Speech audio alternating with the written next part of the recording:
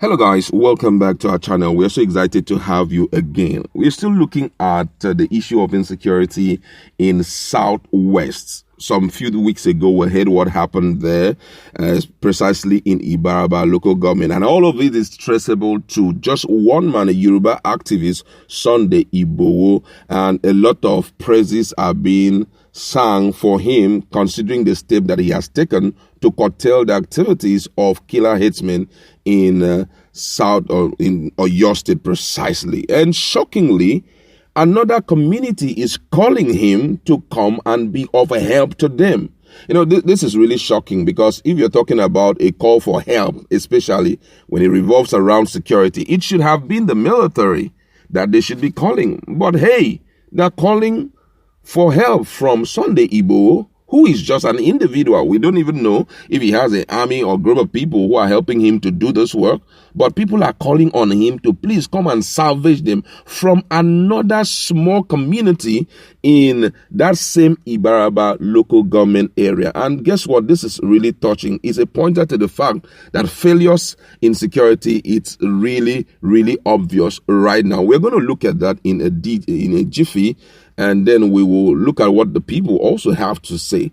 So let's look at the news. According to the news, residents of Kajula village via Apete in the Ibarapa North local government area of Oyo State have called on Yoruba right activist Chief Sunday Adeyemo, also known as Sunday Igboho, to come to their rescue from a group of armed hitmen headed by one Askilu Wakil.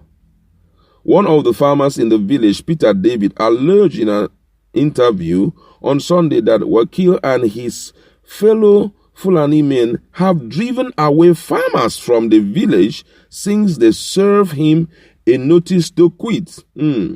David said government security agencies, including Amotekun Corp, have failed to confront Wakil, accused of having sophisticated weapons and terrorizing the villagers. He said the people have been suffering incessant attack and destruction of their farms from Wakil and his gang for long, and added they had asked him to vacate their land when the Seriki Fulani in Iganga and Salihu Abdul Kader was given a quit notice by Igboho. David, who owned a farm in Kajula village, narrated that the people who came from Apete to hand over the quit notice to the Fulani leader narrowly escaped because they were well fortified. He said when the crisis started in Iganga, the owner of the land where Wakil is staying also said he should leave. Those ones were attacked and they ran back. He, Wakil, had driven farmers away from the village. This is harvest time for cashew and the people have been driven out. The cashew nuts are either wasting or Fulani people are harvesting it. Just a few of us are still around. All the women and children and some men have fled the village. Even those of us in the village also go to town at night. Some soldiers came and we were told the Fulani did not allow them to go into their settlement. They were said to have discussed with them on the road, but they were not allowed into their settlement. We are pleading with Chief Sunday Igboho to come to our rescue. The police and Amotekun have refused to help us, so we will appreciate it if he can come here also to help us. The Asawo of Apete, Oba Emmanuel Okeni, had earlier disclosed that Wakil has become a terror to the villagers. A commandant of Amotekun in Oyo State, Colonel Olayinju, retired, said he was not aware of the villagers' claim. The police public relations officer in the state, Mr.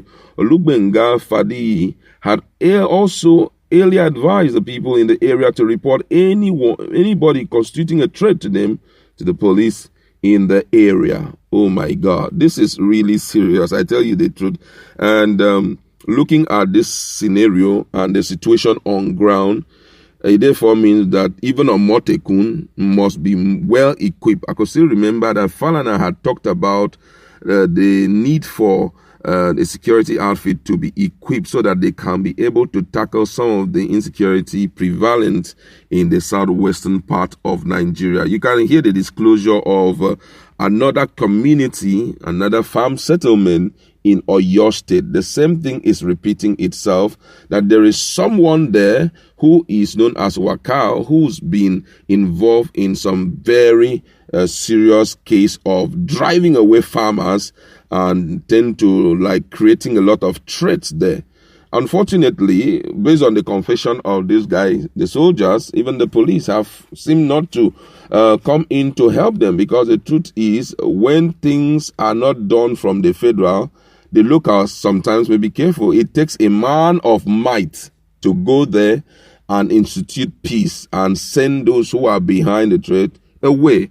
Now, the situation here is really calling forth for the governor of the state to wake up, because the truth is that that state actually have a governor who is the chief security officer, talking about Seyi Makinde. He needs to take some very brave move. It may be difficult now, but guess what? Your people will applaud you in future. I could still remember when it happened in Benue State, people were like, the man would not get his second term. The man had to cross-carpet to PDP, and everyone was saying, that was the end for him. But the people stood their ground, because the truth is that it's the people that is going to vote you in. They stood their ground, and before we know, he was given another opportunity. Some of these governors, and that you are seeing being overly quiet, ordinarily, they if you see them when they wanted to come into, they are not quiet. But fear of losing another opportunity to become a governor and all of that is what is bothering them. Some of them have intels about some very key things that are happening in their own states.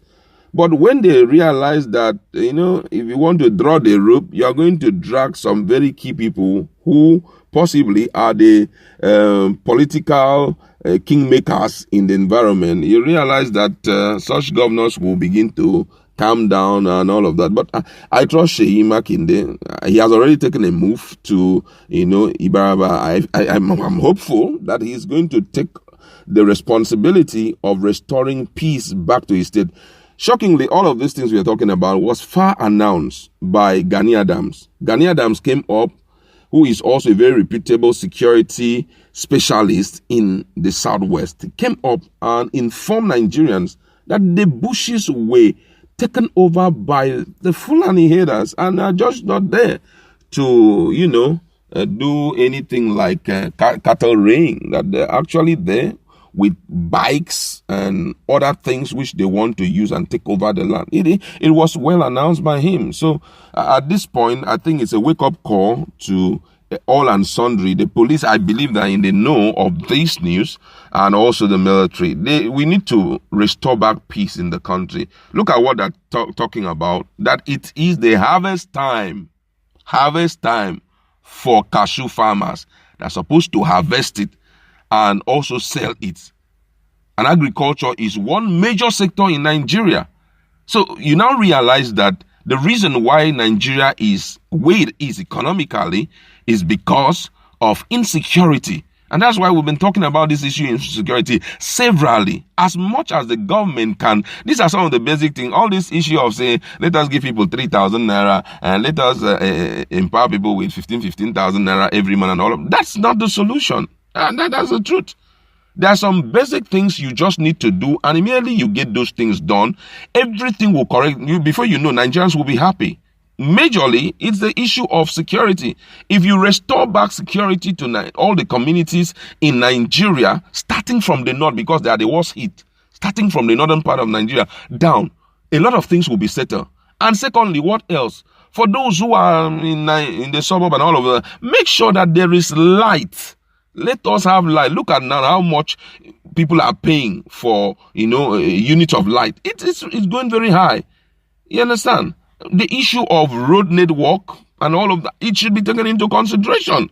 These are some basic things. In Nigeria, Nigerians have come to realize that they have to self-sustain themselves. But those basic things that federal government need to do, let them jump into action and do it.